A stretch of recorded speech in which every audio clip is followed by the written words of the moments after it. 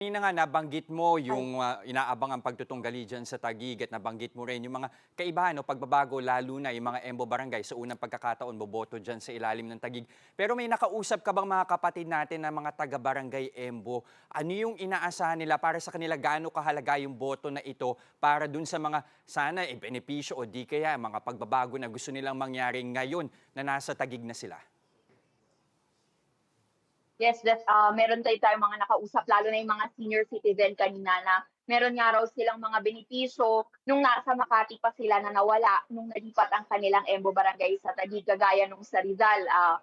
Meron do'n isa nating nakausap na yung kanyang pension, social pension daw na inaasahan ay hanggang ngayon wala pa rin at yung mga ibang benefits na nakukuha nila sa Makati, ang dinadaing niya ay kailangan pa nilang, magrehistro ulit o kumbaga mag-submit na naman ng mga dokumento bilang nalipat nga sa Taguig. So ito yung ilan sa mga nirereklamo nila. So parang back to zero raw ang naging proseso.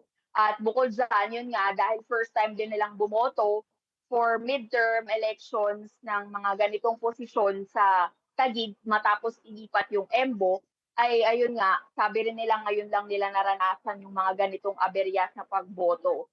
At bukod dun, di lang sa pagboto kundi yung, kailangan din daw nilang maging pamilyar pa sa mga opisyal. So, isa rin yun na dinadaing nila na hindi pa sila gaanong pamilyar sa mga opisyal ng Taguig, kaya may mga kailangan pa silang gawin. Pero ang importante raw ay nakaboto pa rin sila dahil nga karapatan daw nila iyon.